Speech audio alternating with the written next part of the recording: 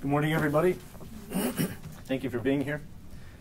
On March 9, 2012, a couple of weeks ago, Project Salam received this email from Kalifah in which he complained that he was being stalked, harassed by the FBI, that they were trying to set him up.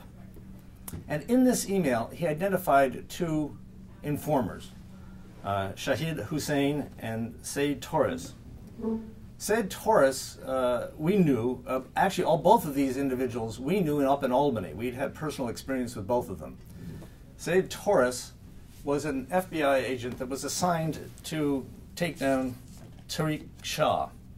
Tariq Shah was a famous jazz musician, and for some reason he got on the FBI sites and they wanted to go after him.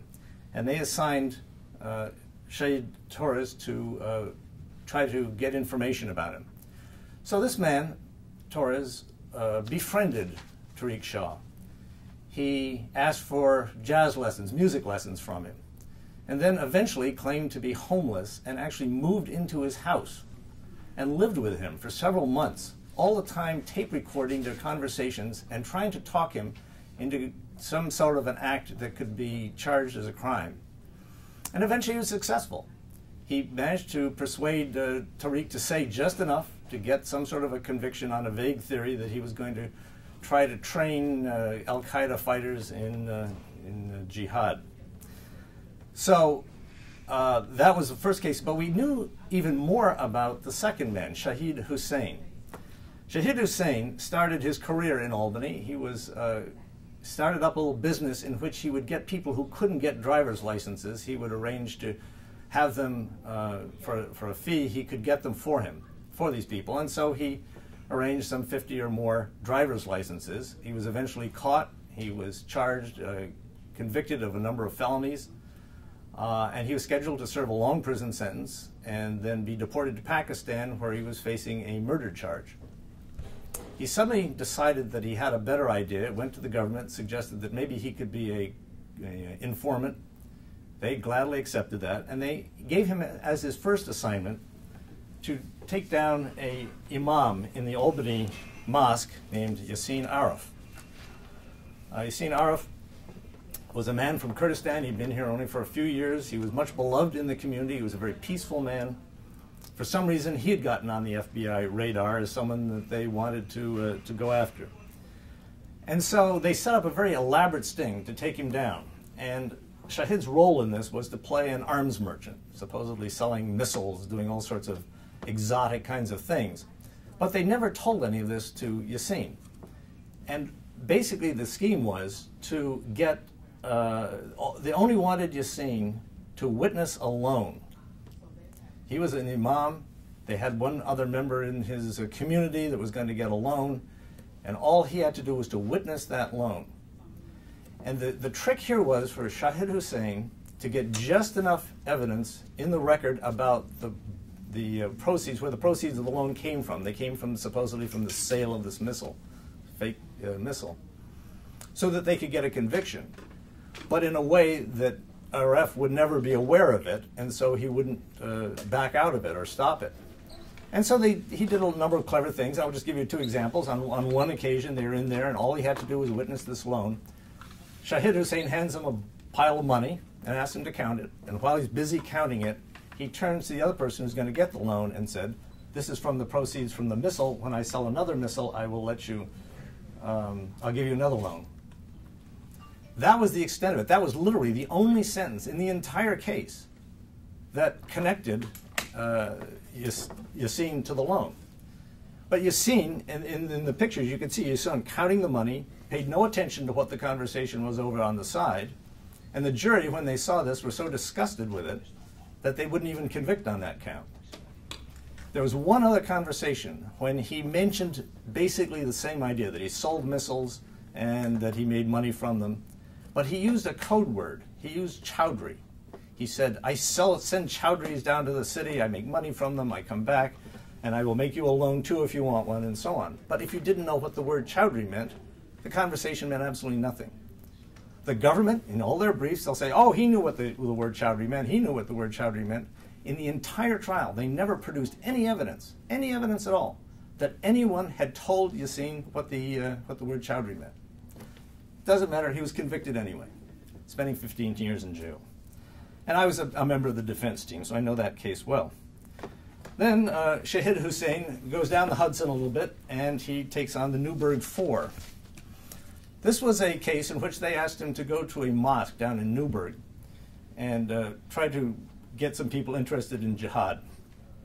So he went there. The mosque very quickly realized that who he was and kicked him out of the mosque. But he hung out in the parking lot, pretending to be a rich merchant and talking up jihad. And he finally came across a guy named James Cromedy. James Cromedy was a recent convert to Islam. He didn't know much about Islam, but he did need money. And he figured that Shahid Hussein looked like a rich guy that he could con out of money. And Shahid Hussein looked at Cromedy and he said, here's a guy that I can con into a conviction. So the two guys go at it, each one trying to con the other. And they eventually got 3 other people to join in and become part of this. And so eventually they were charged with trying to set up a bomb to blow up a synagogue. And the government desperately wanted everybody to believe that this was a real terrorist conspiracy.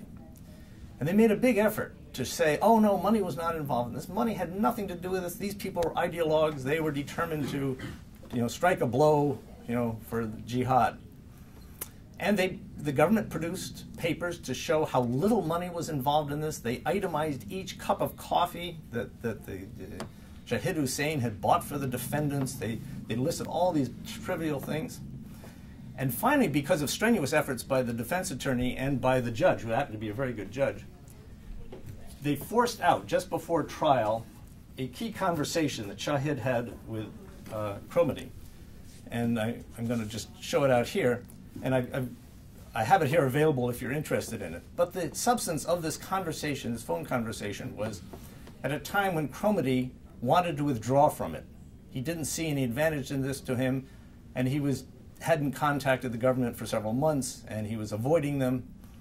And Shahid makes contact with him, and he says, brother, there's $250,000 in this for you, and you don't want this. And based on that, Cromedy came back in with the other 3. So this conversation that the government was trying to cover up, trying to keep out of the way, destroyed their claim that somehow this was a conspiracy by terrorists.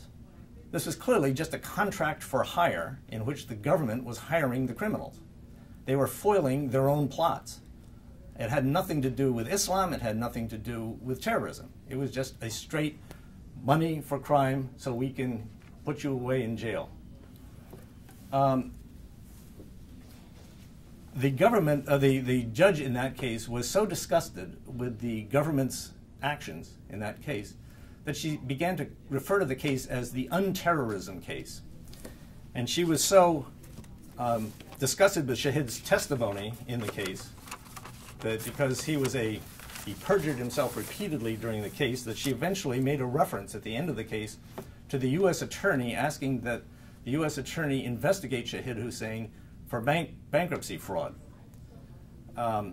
So this is the kind of person that the government is dealing with.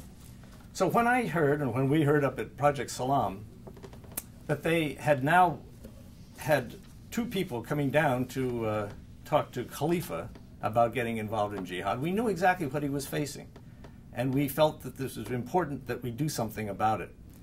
In the Kalifah case, Torres, he's been investigated by the FBI apparently since some 2005. They've had a series of ongoing investigations of this guy.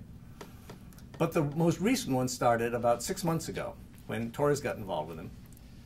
Came in, tried to befriend him, just like he did with Tariq Shah.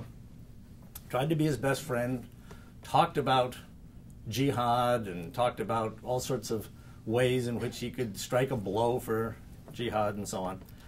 This made Kalifah very uncomfortable. He wanted to get away from him. He repeatedly tried to avoid this person and went out of his way to not come in contact with him. But Torres persisted and finally said, you have to meet my friend Mohammed. And he didn't want to meet Mohammed, but everywhere he went, these two would be following him, and they would jump out of the car and introduce themselves and, come brother, you have to sit down with me, and talk about jihad. And finally, they have a conversation, and Mohammed gives him his phone number. And so Kalifah at this point just wants to get away from this guy and goes back and tries to find out something about him. Who is this guy? And he does something very unusual, something I wouldn't have thought of doing. He Googled the phone number. When he couldn't get an answer on the phone that Mohammed had given him, he Googled the phone number. And what did the phone number turn up? It turned up this conversation. It turned up the conversation in the Newburgh 4 case because Mohammed's telephone number was on it. Here's Mohammed's telephone number. He used the same phone number in the Newburgh 4 case and in the Kalifah case. And so by simply Googling it, he got this key transaction. He was then able to go back and look at the Newburgh 4 case, and then he was able to go back and look at some of the websites associated with that, and he got a picture of Shahid Hussein. And here are some of the pictures. And I actually took these pictures down, and I sent them to him electronically, to Kalifah, and I said, is this the man that, Mohammed, that jumped out of the truck? And he said, yeah, that's the guy. And so we know this person up in Albany as Shahid Hussein. So there's no doubt that this is the same person that has been trying to set this guy up. Now, it would be bad enough. It would be bad enough if the FBI were following a person around, Kalifah around, starting in the year 2005 for 6 years. 6 years, trying to talk him into doing something for which they could arrest him. This by itself is outrageous behavior, but it gets worse. Because Kalifah wrote to Project Salam and to the National Coalition and asked for help in this, we decided to hold a press conference on March 16th, Friday, March 16th, to expose this and to say, enough, stop harassing this man. You have had 6 years to try to find something against him and you haven't found anything. Leave him alone.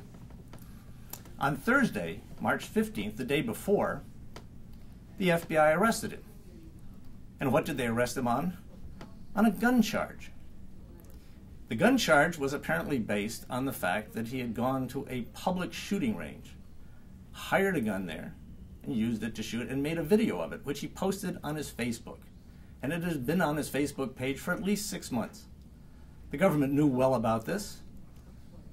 If they thought that somehow this was illegal, they could have done anything about it in the last 6 months. But they didn't do that.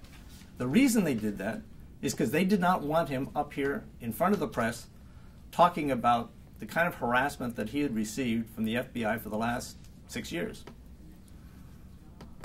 And I want to say that this case, in some respects, is remarkably similar to what happened to Carlos Montes.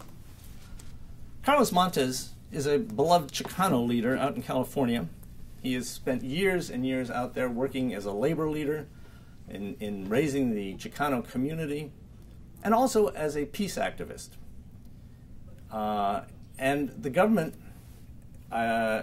among the various things, the groups that they are targeting, are peace activists. Out in the Midwest now, there are 23 peace activists. I have them up here in pink on the wall up here. And those, the government's theory of that case is that if you're going around abroad trying to make peace in conflicted areas of the world, you're likely to come in contact with designated terrorist organizations. And if you do, we will charge you with material support for terrorism, even if you're trying to reduce conflict, even if you're trying to bring peace, even if you're trying to relieve suffering in these areas. Under the Humanitarian Law Project, this would be material support for terrorism. So Carlos Montes was one of the 23 that they were going after. And they've ransacked, they've gone in with search warrants.